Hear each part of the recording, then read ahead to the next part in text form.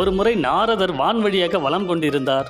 அப்பொழுது திருப்பதி மலைக்கு மேலே சென்று கொண்டிருந்த போது ஏழுமலையானுக்கான பக்தர்கள் கூட்டம் அலைமோதியது. இதை பார்த்த நாரதருக்குள் ஒரு கேள்வி எழுந்தது.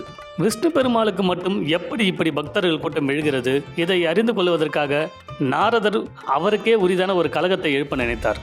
உடனடியாக சனீஸ்வர பகவானை சந்தித்து இவ்வாறு கூறினார். சனீஸ்வர பகவானே, உங்களால் பூலோகத்தில் சென்று யாரை வேண்டுமானாலும் எப்பொழுது வேண்டுமானாலும் பிடிக்க வல்லமை இருப்பதை நான் அறிவேன். ஆனால் உங்களாலேயே செல்ல முடியாத இடம் இந்த பூலோகத்தில் இருக்கிறது என்று தெரியுமா? இதை கேட்ட கோபமுற்ற சனீஸ்வரர், பூலோகத்தில் என்னை தடுக்க யார் இருக்கிறார் என்று கர்வம் கொண்டார்.